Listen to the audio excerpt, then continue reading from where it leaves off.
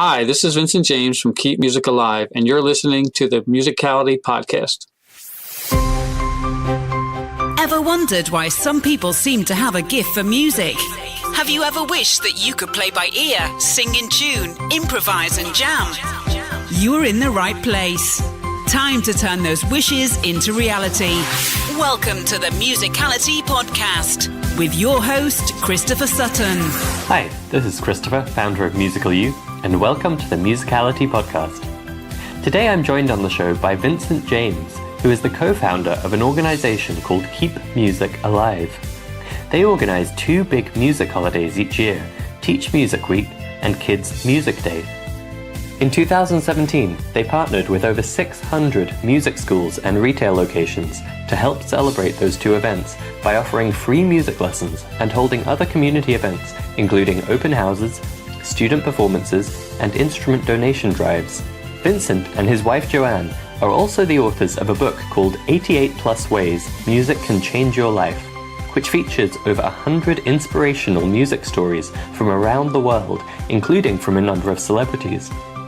As if that wasn't enough, Vincent is also the man behind lovesongs.com, where he writes custom love songs on request.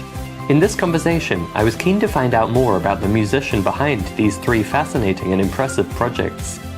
We talk about the book, 88 Plus Ways, what inspired him to take on such an ambitious project and how it came about.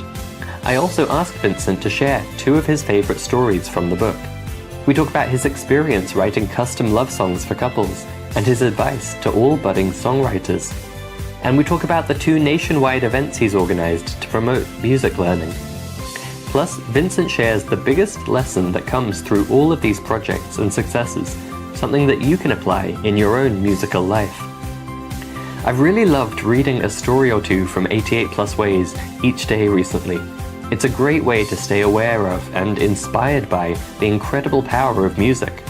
And I think between the stories Vincent shares in this conversation and the events he has coming up in 2018 that you can get involved with, you're going to come away from this episode feeling uplifted and inspired. My name is Christopher Sutton, and this is the Musicality Podcast from Musical You.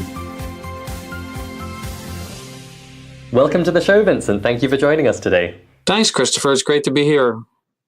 So you are a man of many interesting projects, but one of them that I particularly love is the book you put together, 88 Plus Ways That Music Can Change Your Life. I wonder if you'd set the mood for us by sharing one of the stories from that book. Oh, sure. I would love to. This story comes to us from a songwriter who got involved in music a little more seriously later in life. And the title of the story is called simply, Thanks, Mom. Strangely enough, she had always wanted me to play more music. My mom, that is. I had been in a band in college and had also done some solo work after that. We were always very close. But then I got a business career, and that was followed by having 3 children in 3 years. Yeah, life was really busy, and you just couldn't fit music into my days. And then she died. I sat there looking at her 3 grandchildren under the age of 5.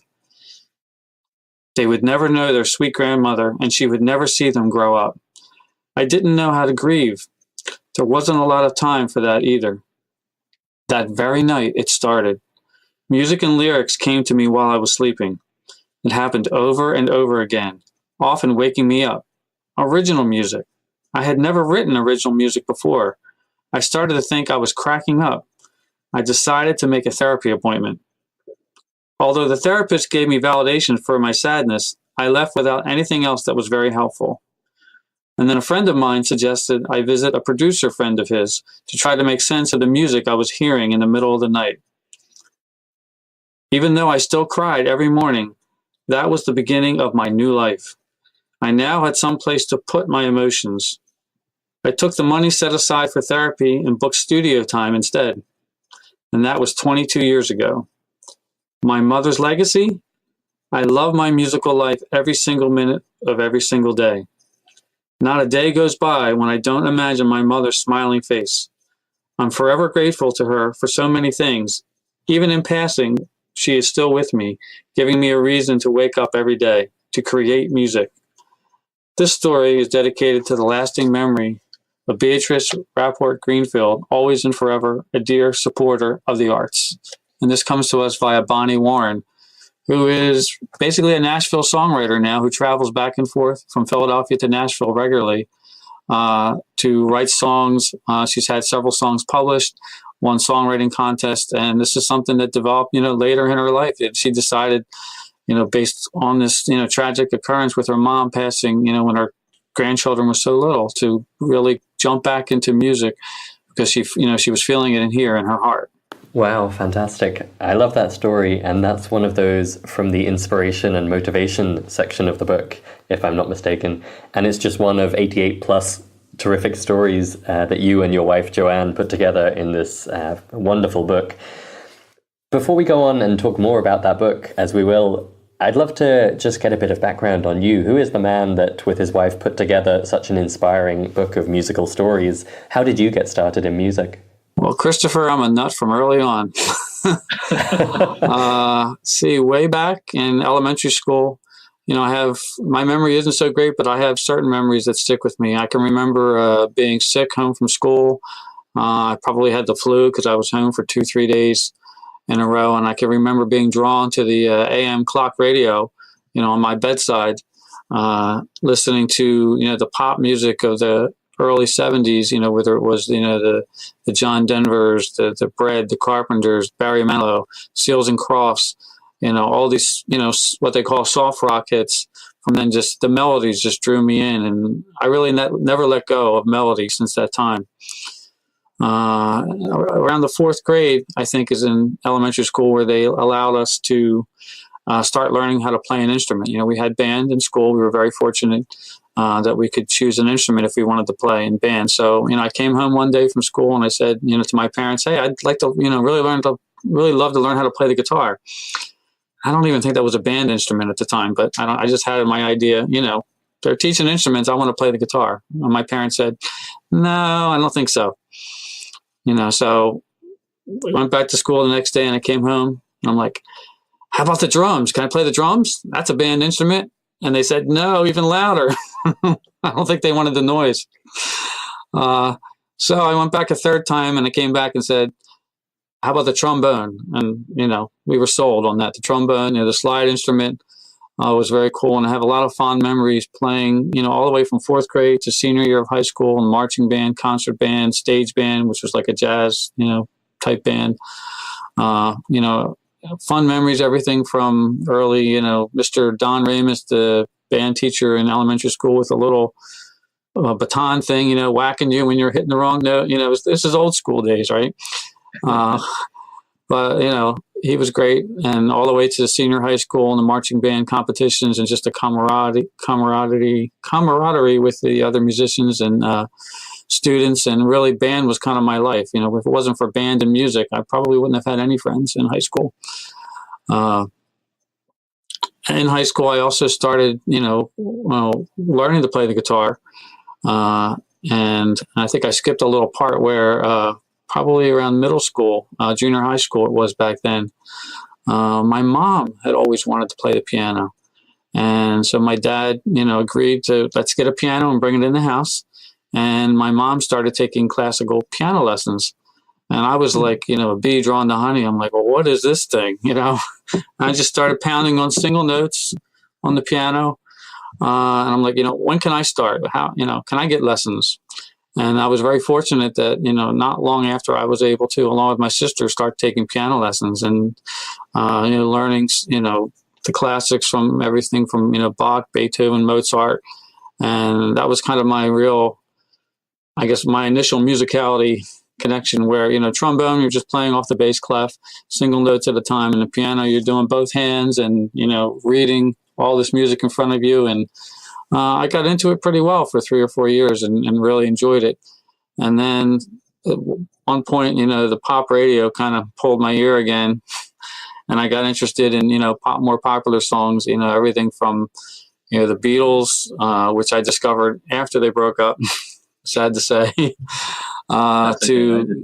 the 30 or 40 years. Right.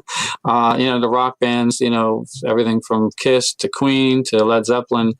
I started to really enjoy lots of different types of music, whether it was soft music, hard music, classical music, jazz music. I really got an affinity for anything that I felt was done well. And so I started playing rock band with my friends. I can remember the very first song that I wrote. I'm struggling to remember the name of the song, but I could sit there at the piano and play it for you now. But we had gone for, I can't remember the reason, to another high school and met up with some other kids. And there was a kid there who had a song, lyrics for a song, and he needed someone to write music. Words for a Friend was the name of the song. And it was very Jackson Brownish type of lyrics he had written. So I wrote a song that went with that. And then our band eventually started playing the song out. So that was kind of my first experience of writing and playing a song that, was originally created out. And coming from trombone and classical piano, it's not an obvious next step to join a band and start writing songs. That's a bit of a creative leap that I think a lot of musicians don't make. Did that come easily to you? I think it was, I don't want to say peer pressure, but just your peers. I had friends, it's funny, just us talking here is bringing back memories. When we were in junior high school, there was a deep freeze, like it is right now here in January. And actually the pipes at the junior high froze. I guess the heating had a problem, and they had to close the school for a couple of days. And I had a friend 2 doors up who was a budding drummer. And so I went up and hung out at his house for like 2 days, and we basically created an imaginary rock band called Atomic Power. We had a notebook with all these ideas, and he would play drums. I think he had drumsticks. I don't think he actually had drums at that time. And I played air guitar, and we just got this inspiration of idea that we wanted to play in a rock band. We were starting to discover bands like Kiss and Led Zeppelin, and at that time Led Zeppelin would have been way too impossible for us to attempt to play, but the Kiss songs were fairly easy, rudimentary for us to start playing. So eventually we hooked up with another friend who had a guitar. My buddy Mark, the budding drummer, got a set of drums, and we would go out in the backyard and play, one note songs, one note at a time, melodies on the guitar, as I was struggling to learn, with him playing on drums. And that was kind of the beginning. And I think it was just sheer joy and excitement of being able to play something. Maybe it was because it was loud versus the classical, but to play songs that we heard on the radio that were popular amongst us and our friends, I think that's kind of what drew us in. That's great. We had a great piano teacher called Sarah Campbell on the show recently, and we were talking about how, as an adult, we often have hang-ups about making mistakes in music. And actually, it can be really valuable to remember that childlike willingness to just try stuff out. You dabble around, you find the right notes. It sounds like that's the kind of approach you guys had. You weren't embarrassed or self-conscious. You were just kind of figuring it out by ear and enjoying collaborating with it. No, absolutely. And that's such a great point. We do as adults often, have the hang up of being afraid to try something new, in particular if it's, around other people. But I think that's something we can all learn from, for different activities that we're interested in. Is just sometimes you just need to try it and have some fun with it, and you'll be surprised at how enjoyable the experience will be. And so did you continue with classical piano, or at that point did you kind of take a detour into creativity and improv and different styles? I think at that point I took a permanent detour. I never stopped liking classical music, but as far as playing it, I don't know that I ever really played it seriously again. A little side note: earlier this past year, I volunteered to a friend that was giving a TEDx talk. He wanted to have a classical piece played as part of it. Just a short little snippet. So I'm thinking, oh, well, I'll give it a try. And I practiced for several weeks, and I came to the conclusion that I wasn't going to get to where it needed to be in time for his live TEDx event. So we did use a pre-recorded piece for that time. But for me, it was a great experience. I kind of reconnected with my classical roots just a couple months ago, where I really tried to get it up. I got a lot better in those several weeks, but I couldn't get it to the point where I thought it's not so much how I would be embarrassed as I wanted to give him the best possible presentation for his TEDx talk. It was about Einstein and the power of music. And I felt, it really needed to be up to a level that, matched what he was talking about. And I just wasn't there yet. But Sure. I totally enjoyed reconnecting with classical music, and I probably will, because of that experience, kind of get back into it again just for fun, not for serious, because I enjoyed reconnecting with, reading the music and getting better at stuff more complicated than pop music. So tell us about the detour you did go on then, because you continued to play and you continued to perform, I believe, and become a performer. Yes. So I continued playing, in high school with bands, and then, my musical career kind of went through all different incarnations, everything from, at one point I decided I wanted to just be a songwriter, and I spent time working on that, writing songs, doing demos and pitching them. And then I wrote a song called The Rock and Roll and Wrestling Connection. And if any of our listeners remember, back in the middle 80s, there was this pop culture thing going on with the World Wrestling Federation and pop music with Cyndi Lauper. It was just this pop culture thing going on. And so I wrote this song that basically as tribute to that. So there was a local cable TV station that created a video using all the people in the lyrics, from their footage that they had from these wrestling events and Cyndi Lauper, and they were able to put it all together to match the lyrics. And from that experience, we ended up creating a band that I wasn't in, but ended up helping to manage the band. And that got me in a whole different direction for a couple of years and managing other bands. Then I got into the direction of managing a recording studio and co-owning a recording studio for a while, helping to produce and arrange for artists and bands. And then I finally got back to performing a while later, initially as solo, playing piano and singing. And I had my own band for a while, and then I've kind of gone back now to just playing and singing on my own. Just as time permits, it's hard to keep a band thing going with everything else going on. But I've never really stopped playing. I would take pauses along the way, and as you can tell, a lot of different directions. Focus wasn't always my best attribute, but I learned a lot from the different experiences that I was in. And with that experience, I'm able to, I think, give guidance and ideas and feedback to, budding musicians or even adult musicians that are, trying to learn more about music and how they can fit in and how best to use their talents and how to grow what they're doing. So you mentioned songwriting there. How big a part is that of the musician you are? I think it's probably the biggest part. I play, I have played 3 instruments in my life. 4 if you count the ukulele that I played, briefly for a TV taping that I needed to do. But I haven't played the trombone in many years. I play the guitar. I actually teach guitar just to beginner students. Quick side note, my one and only student is 83 years old, didn't start playing guitar until he was 80 years old. So I've been teaching him for 3 years, and it was a wonderful experience. And, it's never too late, we tell people, to learn how to play an instrument, especially guitar. You would think it would be difficult with the calluses and all, trying to build them up. And it was for him, but he stuck with it. And now he's enjoying playing and singing some of his favorite songs on the guitar at 83 years old. But I don't play guitar much other than to teach my one student. I'm not very good on the guitar these days. Piano is kind of my main instrument.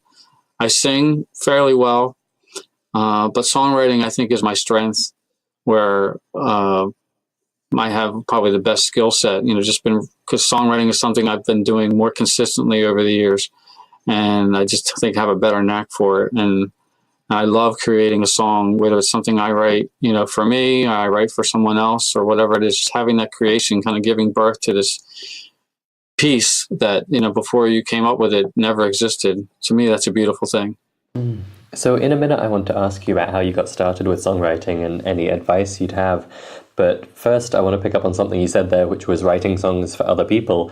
You have a fascinating project at lovesongs.com. Can you tell us about that? Sure. Probably about 15 years ago or so, I realized that, I was writing all these different songs, and I kind of had this kind of eureka moment where, love songs is kind of like my thing. I kind of just gravitate towards writing love songs, even though I appreciate all kinds of music, but it's the soft love songs that when I write in that vein, it just seems to come out much better. So I just happened to notice, I don't know how I stumbled upon it, but lovesongs.com, the URL was for sale. So I jumped at the chance to purchase that at the time. And since then have been writing custom love songs for weddings, anniversaries, birthdays, and other special events for couples and families really all around the world. Thanks to the internet, people will come and find me and ask me to write a song for their special occasion. And sometimes I get to go actually perform it live at the event, and to see the recipient, who's hearing the song for the very first time, hear the song that was written for them, their eyes light up, the tears come down. To me, there's nothing more beautiful than that, than being able to give a song to someone, to be able to perform it for someone for the very first time, a song that was written, for them. That's lovely. Are there any songs or experiences that particularly stand out? It's funny. There is one. There are many, but there's one in particular that was actually done as a contest for a radio station here in the U.S. There was a radio station that wanted to give away a song as part of a contest, so I signed on with them to do this for them for free. Just something. It felt like an interesting project, and I hadn't done much work with radio stations at the time, so I figured, all right, the winner of this contest, I don't remember what the contest was, what the parameters were to enter, but I'm thinking the winner is going to be somebody who wants a song for their wife, husband, fiance, their children, their parents, the typical type song that I would write. And then I got the call the next day that the winner for the contest was a mother who had recently given up their child for adoption, and they wanted a song that they could play for them someday if they ever got the chance. As a parent myself with 4 children, my heart just totally went out to this mother. So, and the thing about this contest was I had agreed to write a song, do a quick demo, and they were going to play it the next day on the air. So I sat at the piano early, and, you can't see me, but I'm looking up just, for inspiration from above. Just the song kind of just came down from the heavens. And a song called So Many Things came out of it. And I did a quick demo, piano, vocal demo, and maybe a little bit of percussion, just strings. So it was a very quick turnaround.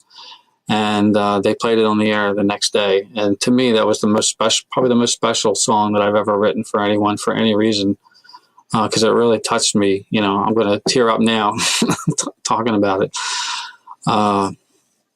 And then eventually I did a real studio recording of the song, and it's on my full-length CD, and it's out there in the world, iTunes. If you search So Many Things, you can find it and hear the song I wrote for that mom who had just given up their child for adoption. Wow. Well, we'll definitely put a link to that in the show notes for anyone who wants to listen. And that's really a touching story. To write songs as requested like that is a particular talent, I think, as a songwriter, a particular skill. Compared with, just, I don't want to belittle writing for yourself, but compared with writing in a more ad hoc manner when an idea comes to you, to have someone come to you and say, I need a song XYZ, that really requires, I think, quite polished songwriting skills. Can you tell us a bit about how you learned to write songs, if there were any particular resources or teachers or ideas that helped you along the way? There were some books that I read. There was a successful songwriter named Jason Bloom who has a book. I can't remember the name of the book, but if you Google Jason Bloom, Blume, to me it was kind of like my Bible at the time, and I believe everything he talked back then would still stand today. Other than maybe promoting songs, going for publishing deals might be a little different, but the mechanics parts of writing songs, that was kind of my Bible at the time. And a lot of it is just experiences, getting, like anything else. You learn to play the guitar, you learn to play the piano. You have to practice songwriting. You have to write a lot of bad songs, sorry to say, to get to the good ones. I listened back to some of the early songs I wrote. I'm like, these are horrible. But if I never put myself out there to write them and to go through the process, to actually go from start to finish to create those songs, I never would have become the songwriter I am today without that. And it's funny you mentioned about the custom songs, thinking that might be harder. In a way, that was actually easier because I was given the topic. And I would create a questionnaire, 8, 10 questions to ask the person who wanted to give the song, my client, just different things that they, who is the song for? Where did you meet? What do you guys like to do together? Do you have any special memories, fond memories of things? What do you see in your future? Just kind of basic general questions. But from that, at least the story of the song was easy, or for me, because a lot of times we struggle as songwriters, what do we write about? So one of the things they teach in songwriting is to look at the newspaper, whether it's online or the physical paper, look at the headlines, look at the stories underneath the headlines, see what's going on in the world. And you'll find situations going on in the world, some happy, some not so happy, that you're going to feel drawn to, inspired by, to create a song. And to me, once you have that inspiration to create the song, then the song is going to almost create itself. Because you're going to be drawn to write something, both the lyrics and the music, that kind of fit the tone of the lyrics of what you're writing. So, because I know my own life is not really that interesting, which is often I struggle to write songs like for myself. Like, what am I going to write about? I just don't feel like my life is that interesting. Occasionally, I would come up with something like, okay, there's something worthwhile to write about. But often, you have to go outside ourselves as songwriters to discover a topic that we can write about that would be meaningful to others. Because if it's out there in the world, if one person's experienced it, other people are going to have had that experience and are going to relate to whatever you're writing. I think that's great advice. Do you have any other words of wisdom for the budding songwriters in our audience? Maybe those who are too nervous to get started, and those who have made a start but they're not quite sure if they're on the right path? Sure. Some of the other tricks I remember is taking an existing song, take the music from an existing song, and play that on your guitar, piano, whatever it is, and write new lyrics for it. So this is a great way to practice writing lyrics. And then you can take lyrics from an existing song, write new music for it. Sit there with the lyric sheet in front of you from some famous song you really like, and force yourself to write something different. These are great, I think, exercises to help force you practice writing music. You can put together songs in a lot of different ways. I often recommend co-writing with someone. Say you're kind of a lyricist kind of person. You're really great at coming up with lyrics, but the music part you're just not happy with. Find someone out there through open mics or other community, music experiences, or online through Musical You, where you can connect with someone who maybe their strength is music, and the whole lyric thing has just got them bogged down. You connect with someone, either in person or online, where you can collaborate together, and you're both going to create something that's going to benefit both of you, because you're going to benefit from their music. If you're the lyric person, you're going to benefit from the music they bring to the table and seeing how they do it, and vice versa. If you're the music person struggling with the lyrics, you're going to benefit from the other person coming up with the lyrics in their process. And you might find yourself, especially if you're doing this in person with someone, where you're going back and forth, where you think that, lyrics were your thing, but you're coming up with musical ideas because you've got the other musician in the room with you. And it's kind of like brainstorming, right? Songwriting by collaboration, co-writing is brainstorming. And together, you're going to come up with something that's much better than either one of you could come up with alone. So I highly recommend, collaborating, co-writing, and with different people. Write a song with this person, write a song with this other person. You may eventually hook onto one person where you both have, Lennon and McCartney. What kind of jewel was that for all of us for all time?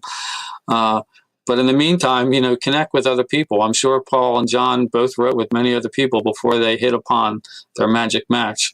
So, and because music is such a community, I think, activity where you feel something so much more inside when you're doing it with other people, whether you're performing for other people, sharing your music, or co-writing. When you're in the room with someone or online via Skype or other means, co-writing, collaborating with someone, you're going to have more fun creating music than you will sitting in your room by yourself. And you're going to enjoy the process, and you're going to want to do it more. I 100% agree with that. And I'm reminded of you as a teenager with your friend on the drums. If you can cast aside that self-consciousness or nervousness, there's nothing better than just hanging out and exploring music with a friend, right?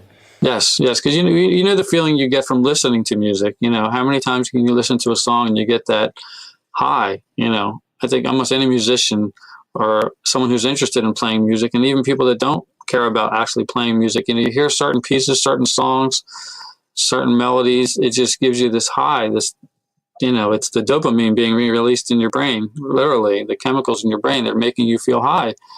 And you can enhance that experience by doing it with other people. So you were having a terrific career as a performer and songwriter, but around 2014, you took a change in direction. Tell us about that. Where did that come from? Well, there's some training programs that I would listen to on a regular basis, just free webcasts that people that I know would put out, and I would listen to it. And one of them was always about how you should, everyone should write a book. Everyone has a book in them to write. And I always thought, okay, I write songs. I don't write books. What would I write about? The thing I know the best is songwriting, and those sort of books don't fly off the shelf unless you're, an established, known, successful songwriter. But I thought this one day I just had this idea, well, let me just listen to this one training program and just, for the heck of it. And it was actually during that call I was listening to that webcast where it just came from somewhere from above. I'm like, what about writing a book that's includes stories from other people about how music affected them and changed their lives? And it literally just came to me in an instant. And I got goosebumps. I got all excited. I'm like, wow, this is awesome. This is something that I can do. It's not about me. It's not about my music, but it's going to share everyone else's musical experiences and how we've all benefited as a society from having music in our lives. And I just got really excited, and that's how our whole organization was started, Keep Music Alive, back then. And the book series was born, 88 Plus Ways Music Can Change Your Life. And, it's grown and evolved since then. But it's just, to me, that was the beginning of where it started. Writing a book, I think, is daunting to a lot of people. That's a big project to take on. But writing a book that draws in 88 different people or more to contribute stories is a whole other kind of a project. How did you go about that? How did you find the people? How did you get them to contribute their stories? How did it all work? It must have been a huge amount of work. Yes. Well, what we did was we literally reached out to over 6,000 musicians over a 6-month period. Both famous, non-famous, anyone we could find online who was a musician, amateur, professional. We reached out and explained to them what we were doing, what the concept was about. And we were just very fortunate that we had literally over 150, 160 responses that came back that we felt were usable, that we could include. And actually, we ended up using all of those original stories in the first edition that came out of the book initially in 2015. And just so grateful, and particularly with the celebrity contributors who included a story in the book, because they didn't know us from Adam. We didn't have any track record. It's the first book. Who are these Keep Music Alive people? But they were so gracious in contributing a story because music was that important to them, even after all the success that they've had, that they really wanted to share how it started and these different experiences that they had that they feel would benefit other people. And tell us more about the mission of Keep Music Alive that inspired this book project. So the book project kind of spawned Keep Music Alive kind of together at the same time. And interestingly enough, in the past year, just last year, we kind of had to split the book as a separate thing from Keep Music Alive. And that over the last couple of years, we've created 2 music holidays, Teach Music Week and Kids Music Day. And these are holidays where we partner with hundreds of music schools and music retail and soon public and charter schools all around the world to offer free music lessons for the week, for Teach Music Week, hold different community events, student performances, open houses at their facility, instrument donation drives, instrument petting zoos, all different kinds of things where to try to celebrate more music in the community. And obviously Kids Music Day focuses on kids, more kids playing music and enjoying playing music. And Teach Music Week is about all ages because the free lessons that are offered by the participating locations are for whether it's for kids or for adults, because we want to see as many people from all ages enjoying the benefits of playing music.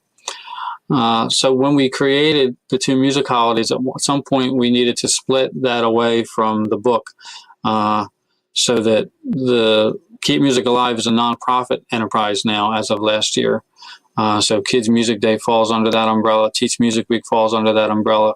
But the 88 Ways Music Can Change Your Life, is still an ongoing book series, but that's separate from the nonprofit. It sounds like the emotional drive is still common between the two, right? You clearly have a real desire in you to help spread music and help increase the joy of music in the world. Oh, absolutely. And mentally it was kind of hard to split because for 2-3 years it was all together.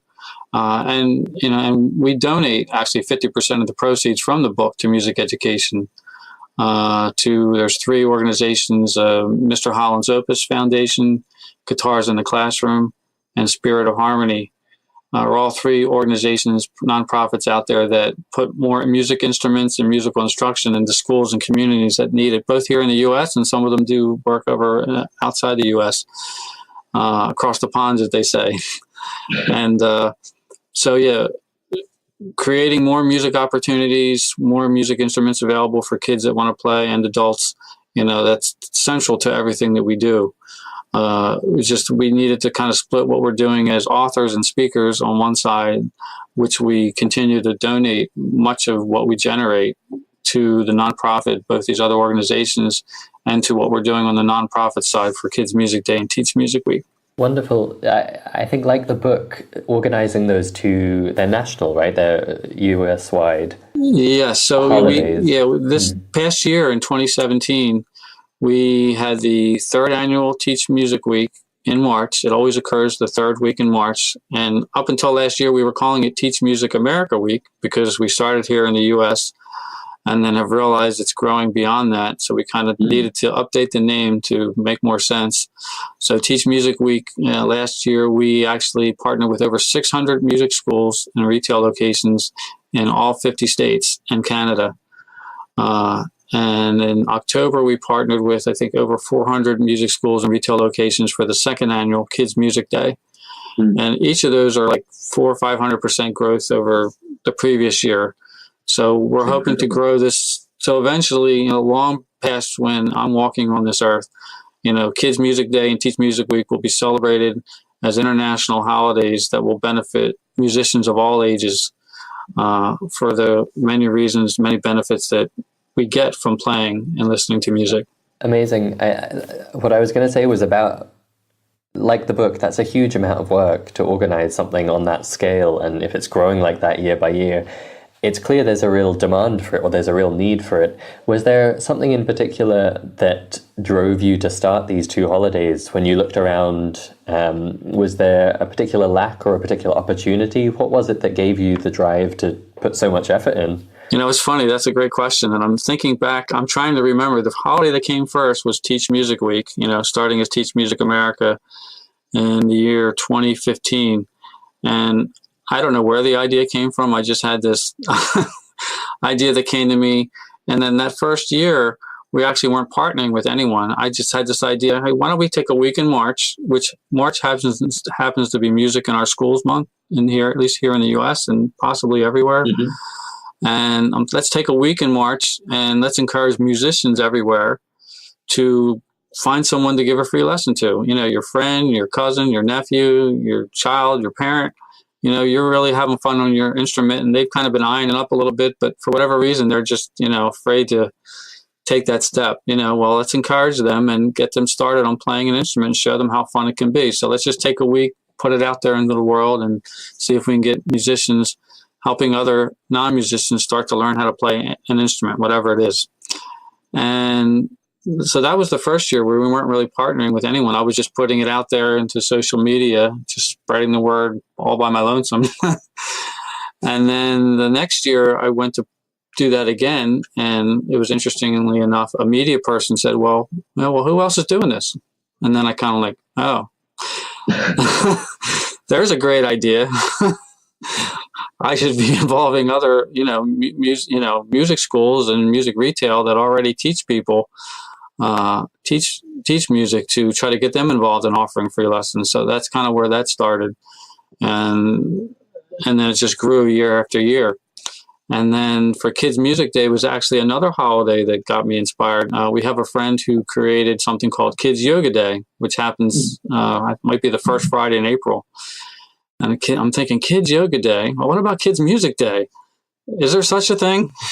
So, we pull out the handy dandy Google and we look it up. I'm like, wait a minute, there's nothing going on like that. So it was born at that moment. And I think the first year we partnered with, in 2016, about 85 music schools in 23 states in 2016, and went up to 420 some in 2017 in like 40 some states. So you get these ideas from various places, and sometimes we don't even remember where or why we got the idea. But I think an important thing to learn is sometimes when you get an idea, you just need to actually put it into action and to run with it. Because a lot of times we get ideas, whether it's, it can just be for songwriting. You get an idea and you just kind of like, okay, and you just walk away, and, you don't write it down. You don't push a little recorder on your phone to capture it. When you get an idea, I think we need to, as any kind of creator, whether it's a musician or otherwise, you need to record it somehow, even if, so that we can go back to it and, kind of go into that idea a little bit further and see if it can be something even bigger. Because as humans, we're bombarded with ideas. We're bombarded, from the outside, from the news and all these different outside places of things going on. But we also, through those things that we're getting, we come up with these different ideas. And I think it's really important and valuable to the world and to ourselves to sometimes act on those ideas. And maybe it's not something we can do by ourselves, and maybe we need to partner with someone, or, gift the idea to someone else who you think would be really good at running with it. But the world, I think, is a better place when we have what we think is a really good idea, if we share it somehow with the world. That's excellent advice. So I applaud you highly for all of your efforts on these two holidays. I think Keep Music Alive is a wonderful project, and these two holidays you organize are a fantastic idea. This year, in 2018, Teach Music Week will be March 19th to 25th, and Kids Music Day will be the first Friday in October. That's the 5th of October. If people listening, Vincent, want to get involved or learn more about these, what's the best way for them to do that? Probably the best way is through our central website, which is keepmusicalive.org. And from there, that'll take you to teachmusicweek.org or kidsmusicday.org. And on those two holiday websites, you'll see a map. Currently just a U.S. and Canada map, but we'll be expanding that to have maps and areas for other countries where you can click to see who's participating in your area, and maybe you can get involved. Maybe you're already part of a music school, or you're already, someone who could be involved, and just by seeing whatever already is going on in your area, or maybe there's nothing going on in your area and you want to start something in your area. Perfect. Well, that's an easy way for people to learn more and see how they can get involved. I'm definitely going to be hanging on to you for a minute after this interview ends to see if there's some way Musical You can contribute or collaborate with you in one or both of those events. I don't want to guess and guess wrongly, but to me it makes perfect sense that you wrote the book before starting those two holidays, because I myself have been reading and enjoying the book over the last several weeks, just kind of dosing myself a couple of stories a day, and it's incredibly uplifting and inspiring. I think it makes perfect sense that after immersing yourself in those 88 stories, you had the drive to put together two such phenomenal music boosting projects like you did. I wonder, would you mind wrapping things up for us by sharing another story from the book, maybe one of your favorites? Sure. I think one of our favorites comes to us from a very famous drummer. If anyone remembers the hit rock song from way back called All Right Now by the band Free, and later members of Free evolved into Bad Company, which had many classic rock hits from the 70s. And in the band back then and still today is a drummer named Simon Kerr. And we were literally blown away when we got the story from Simon. And in the story, he talks about he was participating in a drum clinic over in the UK several years back. And as part of the clinic, he's up on stage in a large auditorium, and he's demonstrating different drum techniques and cymbals and trying different things and showing the audience how these different things work and how you can try different techniques, the sticks, the brushes. And the stage is all lit up, but the auditorium is dark. You're in an event, the house lights are down, but you have the stage lights on. So the audience can see you, but you can't really see what's going on out there. And as he's starting to play these different techniques and show these techniques to the audience, every time he's hitting a drum or a cymbal or something, he's hearing a little clicking sound going on from somewhere out in the auditorium. He can't tell where it is. He can't tell what it is. It's just like, well, what is that? And, it's in the beginning, it's mildly distracting. He's obviously played with lots of distractions in his career, so it's not a big deal. But he's continuing. He's pulling out different drums. He's pulling out different cymbals and demonstrating different techniques. And again, continuing, the clicking sound keeps going on. And after a while, he's actually starting to get a little annoyed. Like, who is making this racket when I'm trying to, I'm doing this clinic for all these people in the audience. I just don't get it, So, but he just carried on and, just tried to check his emotions to the side. But it was definitely starting to affect him. So, he finished up. And then at the very end, when you're done, the house lights go up. So for the very first time, he could see what's going on in the auditorium. And in the very back of the auditorium, there was a row of wheelchairs with kids sitting with muscular dystrophy, holding drumsticks, and they've been playing with him the whole time. So the clicking sound was the children playing. I'm going to cry now when I retell the story. It's just, his heart just about dropped out at that moment. He just, couldn't believe, what he was thinking and then what he saw, that these kids were, he was providing music therapy for these children in the back of the room. He went back to the back of the auditorium. He knelt down and he shook every one of their hands. He went and said, "Thank you. Thank you so much for playing with me today. I really appreciate it." And I think his heart, he was changed, from that experience. And even today, and he lives here in the U.S. and Simon helps kids that have had, different drug and addiction problems, and just trying to give back, for all the benefits he's had as a musician over the years. And to me, that story just demonstrates, the power of music. You have these kids that have an extreme disability. They're in a wheelchair. They can do hardly anything, but they can hold drumsticks and they can play along with whatever music's going on. And they are benefiting from that. It's an outlet for them that they wouldn't have otherwise without music. So to me, that story kind of just sums up why we do this, why music is so important to us, for children and adults of all ages and all abilities. Why I feel the more people that can play music and enjoy the benefits of playing music, whether it's the educational benefits or the therapeutic benefits or just putting a smile on our face. Music is so powerful, and the more we can play and enjoy it, I think the better. Wonderful. That was another story from 88 Plus Ways Music Can Change Your Life. You can find that on Amazon, but we'll have a direct link to it in the show notes if you want to read more of these incredible stories. Thank you so much, Vincent, for joining us today. Oh, you're very welcome, Christopher, and thank you so very much.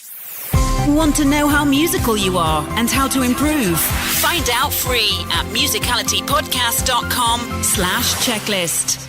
It's easy to get lost in the day-to-day of music. The practice, the schedules, the routine. But once in a while, you have a moment where you're powerfully reminded of just how amazing music can be. Talking with Vincent and reading the 88 Plus Ways book, I find I'm reminded about that again and again. I hope you found the same with this conversation. Let's recap. Vincent himself got started with music early, when he was inspired by the melodies he heard on the radio. After being turned down by his parents for guitar and drums, he chose trombone, and spent his school years enjoying playing in the school band. He also took up piano and guitar, and as well as the classical sheet music reading, he found a more creative side to music making, where he was figuring out rock songs by ear with his friend who was a drummer. He went on to pursue songwriting, making his way into the music industry through the song Rock and Roll and Wrestling Connection in the 80s, and then later founding lovesongs.com, providing bespoke love songs, often for couples and at weddings. He shared the story of one memorable song, which was written for a mother who'd given their child up for adoption, titled So Many Things. We'll have a link to that song in the show notes. Vincent shared some really insightful advice for aspiring songwriters. He said, "You need to write a lot of bad songs to get to the good ones. You can look for inspiration outside your own life, for example in newspaper stories. And as an exercise, you can try taking the lyrics from an existing song and writing new music for them, or taking the music from a song and creating your own lyrics. And he really emphasized that music is about community and sharing. So collaborating with another musician can be a great way to round out your skill set and provide you with new learning. And it's also just a particularly fun way to explore music making. The trick is to shake off our adult inhibitions about making mistakes and be willing to just try things out. In 2014, Vincent was inspired to write a book collecting the stories of people around the world about how music had changed their life. People from all walks of life, including some famous musicians. He and his wife Joanna reached out to over 6,000 people to ask if they had a great story, and then whittled it down to a selection of powerful and memorable ones for the book 88 Plus Ways Music Can Change Your Life. It's really a wonderful book that I would highly recommend for keeping your own musical inspiration tank full. Vincent shared 2 stories from the book. One from the successful songwriter Bonnie Warren, who wrote about how her songwriting inspiration stemmed from her music-loving mother passing away. And Simon Kirk of the bands Free and Bad Company, where he was teaching a drum clinic and was confused by hearing a clicking sound from the audience, only to discover afterwards that he'd inadvertently been providing powerful music therapy to a group of children with muscular dystrophy. They'd enjoyed playing along with him. Vincent and Joann are currently working on Volume 2 of the book and would love to hear from you if you have your own story of how music has changed your life. You don't have to be a famous musician to contribute. Get in touch via the book's website, 88waysmusic.com. That's the number 8, 88waysmusic.com. And we'll put the link in the show notes for this episode at musicalitypodcast.com. After publishing 88 Plus Ways, Vincent's organization Keep Music Alive went on to start 2 national and soon-to-be international holidays to promote music making. Teach Music Week, which this year, 2018, is March 19th to 25th, and Kids Music Day, which is October 5th. These both offer countless free opportunities to get involved in learning music, or to contribute your own music teaching to those who want to learn. And you can discover what's happening near you this year at keepmusicalive.org.